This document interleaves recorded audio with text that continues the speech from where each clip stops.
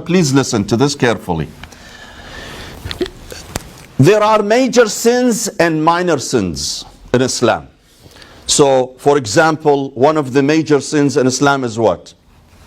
Any feedback? A crime. Huh? Killing someone. Killing, murdering someone. What else? Zina.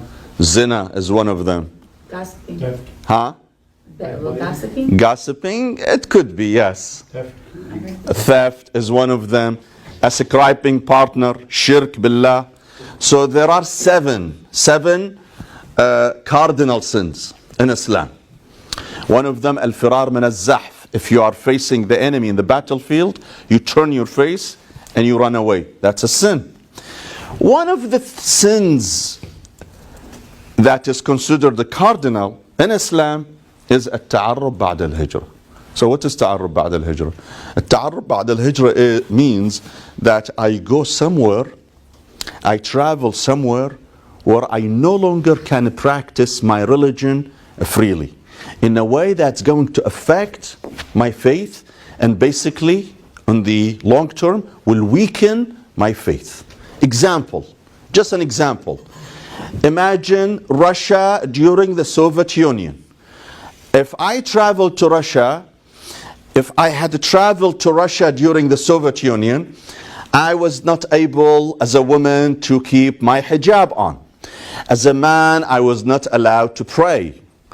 As a student, I'm not allowed to learn my religion. So do I have the luxury of moving to Russia under the Soviet Union voluntarily? Just I choose to go there because I wanted to live there. Am I allowed to do that? According to the scholars, you're not allowed to do that, because by moving to such environment, to such society, you will be weakening your faith. You will be weakening the faith of your children. You will be weakening the faith of your spouse. Therefore, you're not supposed to travel or reside somewhere where you're going to have a weakened faith, weakened religion. This is called ta'arrub ba'd al-hijrah. Now, where did this originate from? It originated from Muslims living in Mecca during the time when the Prophet was in Mecca, after the hijrah of the Prophet. So after 13 years, the Prophet migrated from Mecca to Medina due to the persecution of Meccans to Muslims. Now when the Prophet left, the verses in the Quran came telling all Muslims, all remaining Muslims in Mecca, that you all have to leave. Because by choosing to stay in Mecca, you will not be able to practice your religion freely. They will not be able to pray. They were not able to fast. They were not able to do anything of their obligations. Meccans would not allow them.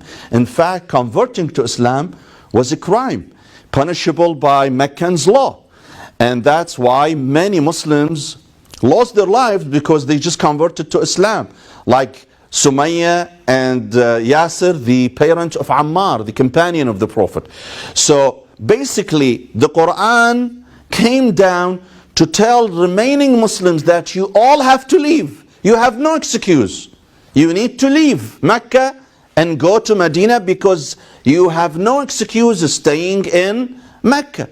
Some of them would say, you know what, we have our livelihood, we have our store, we have our, let's say, business here, we can't leave. Islam tells them there is no excuse. You have to leave your business, you have to leave your livelihood. Nothing more important than your faith. You have to preserve your faith. Leave your business, leave your home, go to Medina.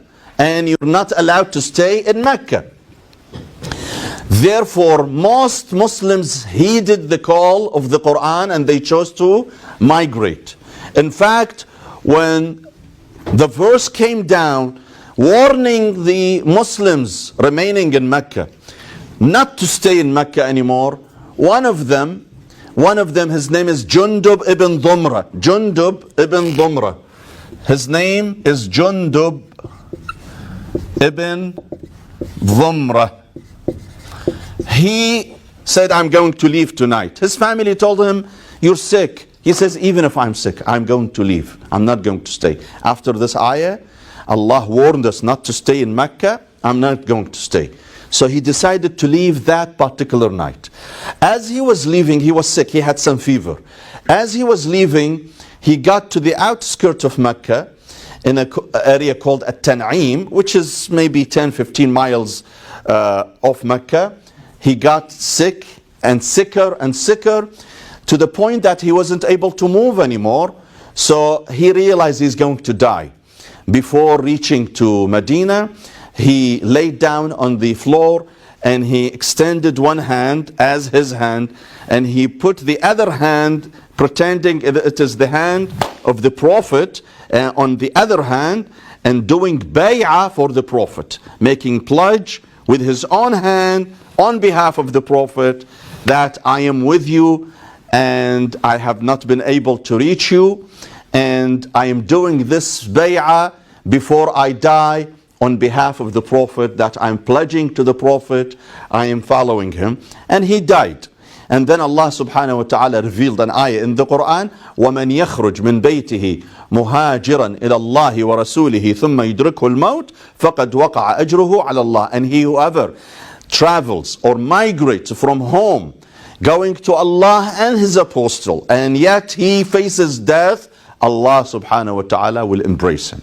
So basically, that was how this issue came about, that Islam told Muslims you're not allowed to stay in a hostile environment, hostile to the point that you cannot exercise your religion.